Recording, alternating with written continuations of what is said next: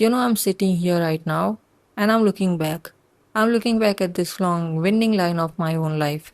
From the moment I started putting my heart into things years ago to this exact second where my voice is hitting your ears. And if I'm being honest with you, completely honest with you, I'm feeling it right now. That heavy familiar weight in the pit of the stomach. It's that quiet panic. You know the one I mean.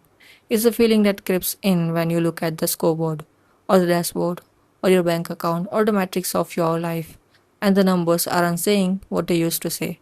The graphs aren't climbing the way they did last month or last year. The applause is quieter, the feedback is thinner. Suddenly, the machine you have been feeding with your sweat and your late nights isn't spitting out the same shiny rewards it used to. And the silence is deafening.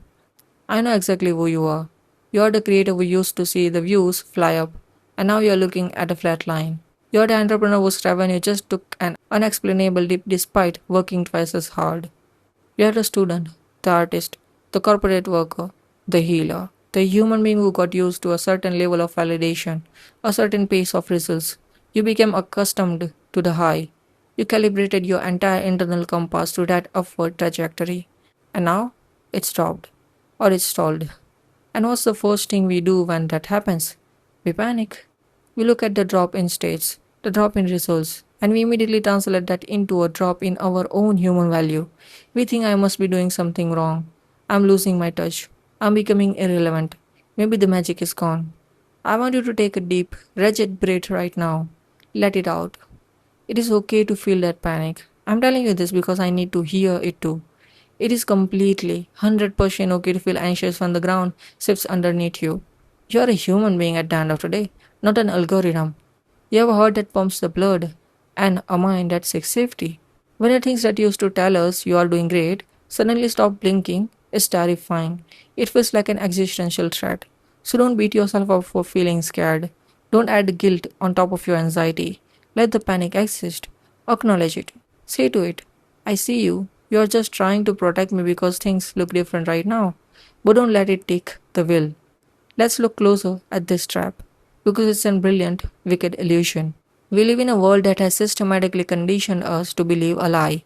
And the lie is this: you are the sum of your outputs. We have been taught that we only exist because of our results. We look at the matrix, the numbers, the tangible proof of our labor, and we say, that is me, that graph is my worth, that paycheck is my intelligence, that number of digital thumbs up is my livability.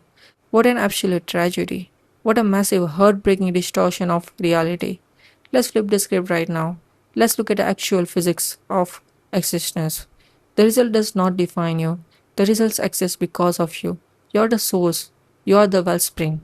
You're the conscious, living, breathing force that woke up in the dark, wrestled with chaos, and dragged something beautiful into the light. The result is just a footprint you left in the mud while you were walking. Now tell me one thing. Does the footprint create the traveler, or does the traveler create the footprint? When the wind blows over the path and erases the footprint, do you cease to exist? Of course not. You are still standing there, with dust on your shoes and fire in your lungs. You don't exist because of the result. The result owes its entire fleeting existence to the fact that you dared to try. When you get so caught up in the low numbers, you are essentially staring at the dry leaf that fell from a tree you planted, crying because the leaf isn't as green as the one from last summer. But look at the trunk, look at the roots, look at the years of frost and drought you survived to grow that deep into the earth. When I look at my own journey, from day one to this exact moment, I see a map covered in scars and milestones. I see times when I was flying high, and I see times when I was crawling through the mud, wondering if I should just give up and disappear. And yet, every single time the results dropped to zero, my heart didn't stop beating. My capacity to feel, to love, to create, to think deeply, it didn't shrink by a single percentage point. The algorithm of the world cannot measure the depth of your soul. It never could, and it never will. So, what do we do when we are in this valley? How do we live when the states are low and the anxiety is high? We don't get stuck. That's the rule. That's the only rule. It is completely fine to slow down. It is fine to sit on a bench by the side of the road and weep because you are tired and disappointed. It is fine to feel the sting of rejection or the coldness of indifference from the world. Drink the bitter cup if you must.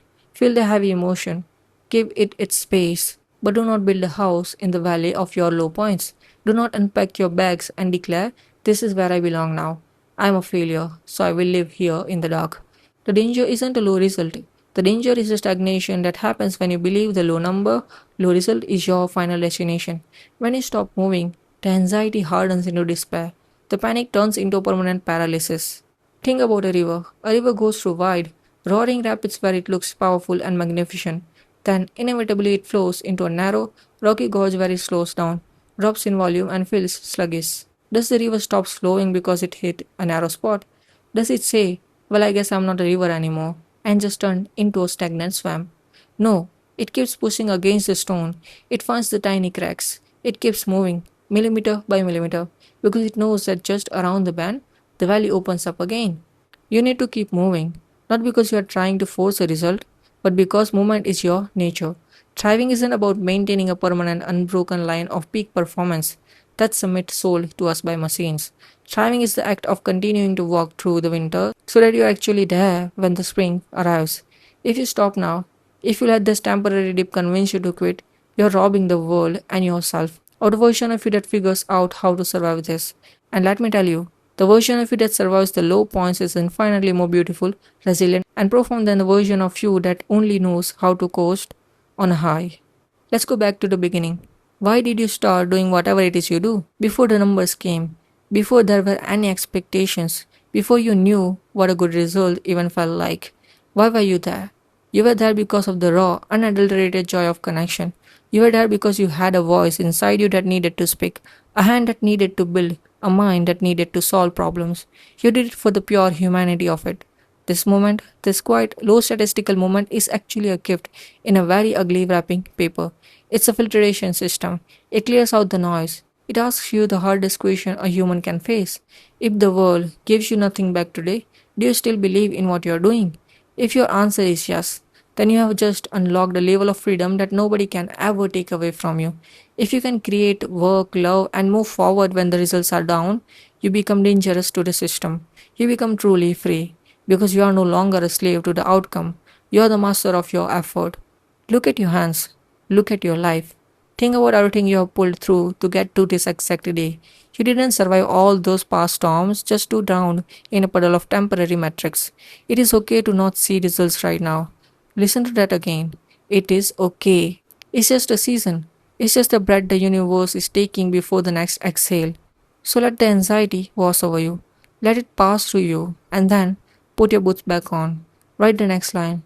Take the next step. Serve for the work tomorrow. Not for the reward, but because you are alive.